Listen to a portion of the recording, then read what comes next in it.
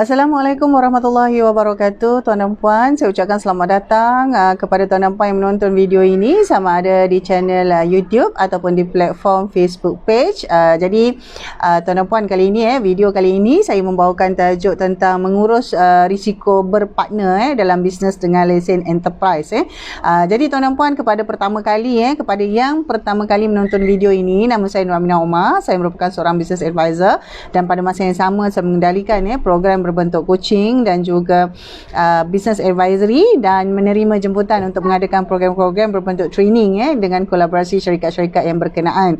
Jadi kepada tuan dan puan semua, saya ucapkan selamat datang dan salam perkenalan. Dan video kali ini sekali lagi saya maklumkan bahawa kita akan berbincang tentang empat perkara yang saya bawa kali ini untuk perbincangan tentang menguruskan risiko berpartner dalam business lesen enterprise. Jadi kepada tuan dan puan semua dalam keadaan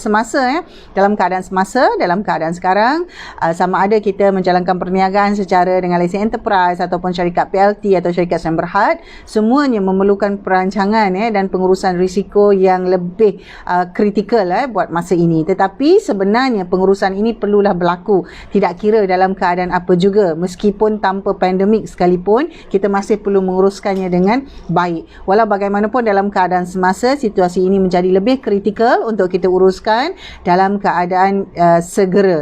Jadi untuk itu tuan dan puan, hari ini kita akan bincangkan tentang empat perkara perkara penting bagaimana caranya untuk kita mengurus risiko apabila kita membawa partner ataupun kita berpartner dalam bisnes dengan lesen enterprise. Jadi sebagai permulaan saya recap sedikit tentang bisnes lesen enterprise ini, di mana ianya merupakan satu lesen yang membolehkan kita menjalankan satu jenis perniagaan. Ia bukanlah satu syarikat.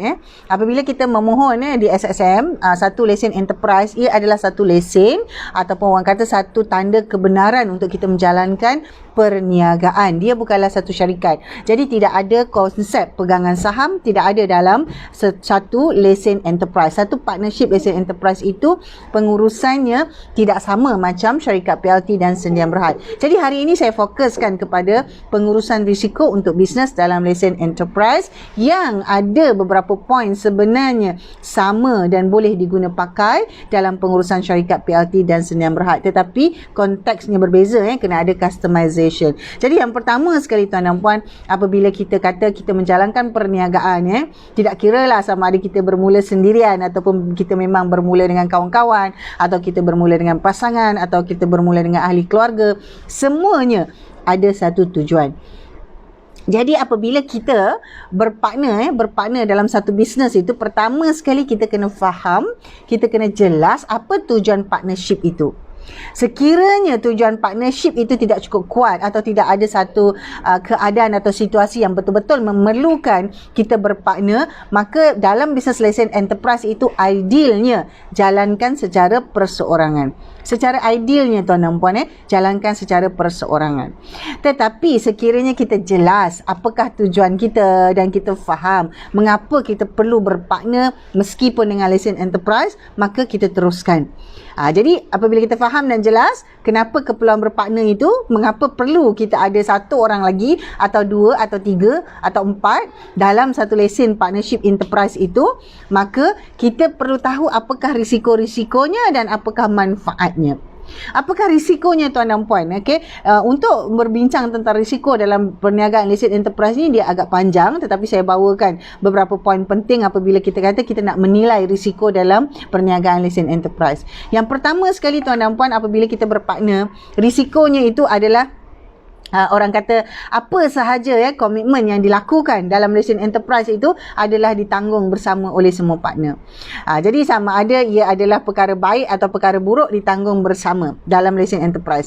Kerana konsepnya adalah A equals to B. Maksudnya enterprise XYZ itu adalah bersamaan dengan nama dalam tu. Kalau namanya Aminah, dia sama dengan Aminah. Kalau namanya Ahmad, sama dengan Ahmad.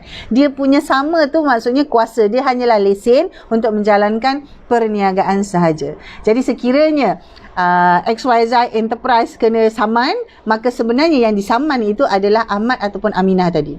Dia sama. Dia bukannya orang kata kita saman syarikat. Bukan. Kerana lesen enterprise bukan syarikat. Itu antara risikonya tuan dan puan. Iaitu kerana konsepnya adalah XYZ Enterprise adalah sama dengan nama orang di dalamnya. Jadi dalam perbincangan ini kita fokus kepada bagaimana nak urus. Apa risiko-risiko itu tuan dan puan boleh rujuk dalam beberapa video lain yang sudah saya sharekan di channel yang sama. Channel Nur Aminah Omar di YouTube. Dan juga ada beberapa video yang mungkin berkaitan di Facebook. Tetapi semua siri-siri video ini tuan dan puan boleh rujuk terus di channel YouTube Nur Aminah Omar. Baik, seterusnya setelah yang pertama sekali kita kata apabila kita nak urus partnership ini, semua partner dalam bisnes itu mesti faham dan jelas tentang risiko dan manfaat kenapa berpartner. Kalau tak jelas, kalau tak faham, kalau rasa buat apa lebih baik buat seorang-seorang, lebih baik buat seorang-seorang. Kerana idealnya lesen enterprise ini sesuai untuk seorang. Tetapi tidak ada masalah kalau kita kata berpartner. Dalam konteks ini bila berpartner tuan dan puan mohon dilihat berapakah bilangan partner yang tuan dan puan boleh urus. Kerana ada situasi di mana ada sampai 6 partner, ada rakan saya yang beritahu ada sampai 10 partner. Jadi sangat pening untuk mengurus kerana satu lesen enterprise itu adalah equivalent to all the 6 names. One enterprise license is equivalent to all the names in the license if you are going for partnership. Jadi sekiranya partnership itu berbentuk lebih serius, pilih dalam bentuk syarikat sama ada PLT atau senyam berhad. Itu sebaiknya. Tetapi dalam keadaan tertentu jika masih perlu dijalankan dengan lesen enterprise, pertama kita dah bincangkan mesti pastikan kita faham, jelas, tahu manfaat dan risiko kita berpartner dalam lesen enterprise. Baik, itu yang pertama.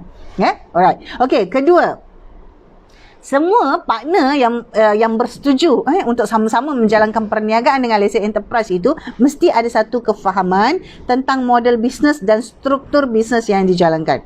Model bisnes ini agak penting tuan dan puan kerana dia melibatkan bagaimana perniagaan itu dijalankan, bagaimana perniagaan itu buat duit, bagaimana perniagaan itu menguruskan risiko, bagaimana perniagaan itu menjana keuntungan. Semua itu ada dalam bisnes model.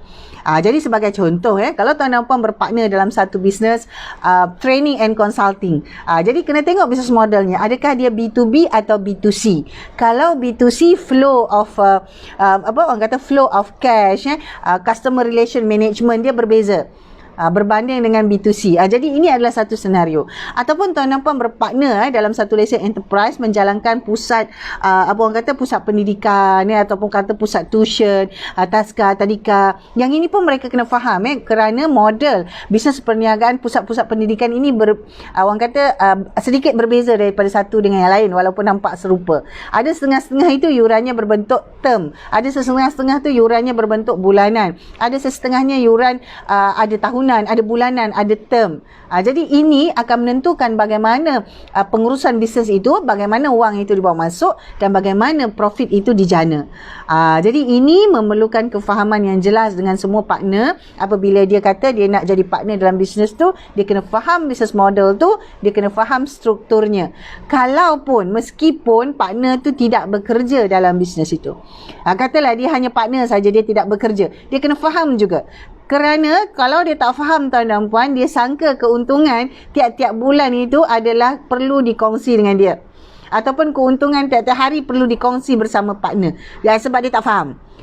Jadi tuan dan puan, kalau nak urus risiko ni mesti pastikan partner bila masuk dalam enterprise kita, jadi partner sama-sama dengan kita ini, dia kena faham model bisnes tu. Bila kita cakap pasal model bisnes, dia ada berkenaan tentang financial, dia akan ada berkenaan tentang operational management, dia akan berkenaan dengan organizational structure. Jadi itu semua dia kena faham. Bila dia faham, barulah dia akan dapat memberi sokongan yang betul sebagai partner dalam bisnes tu. Itu yang kedua. Baik, itu yang kedua. Yang ketiga tuan dan puan, kesemua hal-hal partnership ini mesti didokumentkan. Maksudnya apa sahaja persetujuan antara partner mesti didokumentkan. Apabila kita bersetuju jadi partner, dokumentkan. Maksudnya ada perjanjian. Apabila kita bersetuju tentang tugas dan tanggungjawab, masukkan dalam perjanjian. Adakah dia bekerja? Adakah dia hanya bawa modal? Adakah semua bawa modal dan bekerja? Semua tu mesti ada dalam perjanjian. Kemudian manfaat-manfaatnya, contoh, adakah modal yang dibawa masuk itu akan dibayar balik? Adakah modal itu akan jadi orang kata tanda memilikan dan hanya akan ada perkongsian keuntungan? Jika ada, bayarannya macam mana? Adakah setahun sekali? Okey, macam mana? Jadi semua itu tuan dan puan perlu ada dalam perjanjian. Ada dokumen, maksudnya mesti ada dokumen yang saya namakan sebagai satu perjanjian lah. Tak kira lah bentuknya apa, dalam bentuk surat ke kontrak ke, saya itu adalah antara orang kata terpulang kepada pilihan dan kebijaksanaan tuan dan puan untuk menyusunnya. Tetapi perkara yang ketiga ni tuan-tuan dan puan-puan ni adalah penting, iaitu menyediakan dokumen. Semasa kita memerlukan perniagaan tuan dan puan, semasa kita nak mula itu, sebenarnya semua orang excited, seronok. Walaupun dalam keadaan pandemik ini masih ada satu excitement, kata-kata okey, dulu kau buat seorang, ni tengah PKP ni susah, kita partner jom. Betul. Waktu itu sebenarnya ada satu excitement untuk kita memulakan sesuatu secara berpartner. Jadi dalam keadaan excitement itu tuan dan puan, semua boleh. Okey tak apa. Okey tak apa. Okey boleh kita buat. Kita buat dulu. Ramai yang begitu, mengambil pendekatan kita buat dulu, nanti kita tengoklah, kita buat dulu. Jadi apabila kita sebut kita buat dulu, mesti ada satu tempoh. Contoh, tempohnya kita buat dulu 3 bulan. Kita buat dulu 6 bulan dan mesti ada diletakkan, okey, selepas 3 bulan kita duduk kita bincang apa perjanjian kita. Ataupun kita kata okey, lepas 6 bulan kita test ni, sementara tempoh boleh berniaga tanpa lesen ni, kita test dulu 6 bulan. Lepas tu kita duduk dan kita buat satu perjanjian untuk daftarkan dalam lesen enterprise partnership kita ini. Jadi dia mesti ada satu yang begitu. Mesti ada satu mindset, mesti ada satu persediaan bahawa partnership ini mesti ada dokumen untuk dirujuk atas sebarang ataupun segala persetujuan. Termasuklah tujuan kita tu apa, tugas dan tanggungjawab kita masing-masing, apa manfaat yang kita akan dapat dan bagaimana manfaat ini diberikan. Kalau kita kata mesti ada juga terma, kalau kita kata kita nak tamatkan partnership ni, macam mana. Jadi dalam setiap perjanjian ataupun dokumen itu mesti ada elemen-elemen bagaimana tujuan kita masuk, bagaimana kita buat dalam tu, bagaimana kita susunkan manfaat dan kita bagi manfaat, dan bagaimana kalau kita nak keluar ataupun kita nak tamatkan partnership. Ini semua mesti dimasukkan dalam perjanjian itu tuan dan puan Jadi antara perkara yang penting kita mesti ingat tuan dan puan, dalam keadaan kita bermula ataupun dalam keadaan bisnes itu baik, seronok, kita jarang ada masalah. Tetapi tuan dan puan, hakikat kehidupan hakikat kita sebagai manusia ada masanya turun dan naik. Kadang-kadang bisnes bagus pun boleh berpecah partner. Bisnes tak bagus pun boleh berpecah partner. Perpecahan ini sebenarnya bukanlah satu perkara orang kata yang pelik. Tetapi pelik sekiranya tidak diurus. Jadi kita urus. Jadi dalam tu mesti ada satu terma yang menyatakan bahawa kalau kita nak berhenti macam mana. Katalah saya nak tamatkan partnership. Contoh, mungkin partnership itu ditamatkan sebab salah seorang partner berpindah, ataupun salah seorang partner itu meninggal, ataupun salah seorang partner itu orang kata hilang upaya untuk menjalankan perniagaan. Jadi macam mana? Apa yang nak dibuat? Jadi itu semua mesti ada dalam dokumen perjanjian. Kalau tidak tuan dan puan, dia akan menjadi satu lagi masalah yang menyebabkan perniagaan kita tak dapat dikembangkan. Dia jadi stuck. Bukan stuck sebab tak ada duit, bukan stuck sebab orang kata bisnes tak bagus, stuck sebab isu partnership. Ada bisnes-bisnes yang macam itu tuan dan puan. Alright. Jadi untuk itu apabila kita kata kita nak urus risiko berpartner dalam bisnes lesen enterprise, perkara ketiga yang penting adalah sediakan dokumen, sediakan perjanjian. Yang terbaik adalah tuan dan puan berjumpa dengan peguam, bincangkan orang kata maklumkan apa semua maklumat-maklumat yang tuan dan puan mahu masukkan dalam perjanjian itu, dan lihat apa advice dan apa orang kata draft yang baik yang disediakan oleh peguam. Itu yang ketiga. Yang keempat dan yang terakhir sekali tuan dan puan, apabila kita menguruskan bisnes dengan lesen enterprise itu, mestilah apabila kita nak urus hal-hal risiko dengan partner ni, mestilah kita uruskannya dengan amalan lazim yang baik. Maksudnya kita urus perniagaan enterprise kita itu dengan standard operation, gaya standard operation tu tadi.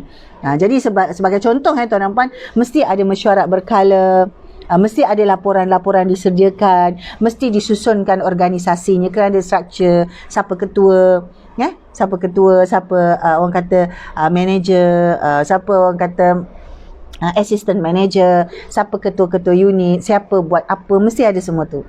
Jadi meskipun kita menjalankan bisnes dengan lesen enterprise, apabila kita berpartner, kita mesti susun, kita mesti urus dengan amalan lazim terbaik.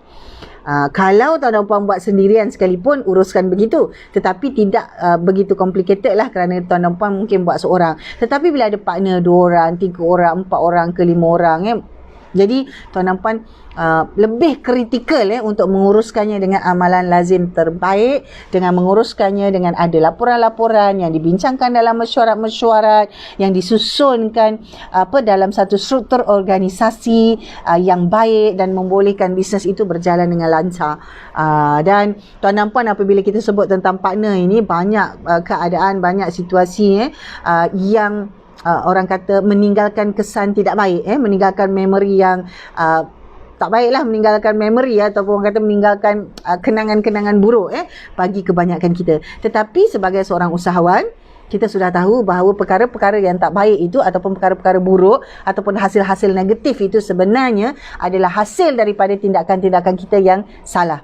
Jadi kita betulkan tindakan kita betulkan cara kita bekerja, kita betulkan cara kita mengurus, maka insya-Allah hasilnya akan berbeza. Jadi tuan dan puan, dalam video ini saya dah bincangkan tadi tentang 4 perkara penting untuk kita mengurus risiko partnership dalam bisnes dengan lesen enterprise. Yang pertama tadi saya sudah maklumkan bahawa kesemua individu partner dalam lesen enterprise itu mesti faham dan jelas tentang keperluan, manfaat dan risiko apabila berpartner dalam bisnes dengan lesen enterprise. Okey, kedua, mesti semua partner mesti faham tentang model bisnes dan struktur pengurusan bisnes yang dijalankan. Yang ketiga, mestilah ada satu documentation, satu orang kata perjanjian persetujuan di antara semua partner. Yang keempat, tuan dan puan, mestilah bisnes kita itu diuruskan dengan amalan lazim yang baik, melibatkan laporan-laporan, melibatkan perbincangan, melibatkan pengurusan secara berstruktur. Jadi untuk itu tuan dan puan, saya ucapkan terima kasih. Kita tamatkan video sehingga itu kita berjumpa lagi. Jadi saya minta tuan dan puan tinggalkan thumbs up, boleh subscribe kepada channel, boleh share dan boleh terus ke www.noraminaomar.com untuk lebih banyak artikel ataupun tulisan-tulisan yang berkenaan tentang pengurusan bisnes. Jadi untuk itu tuan dan puan, kita jumpa lagi dalam video akan datang. Assalamualaikum.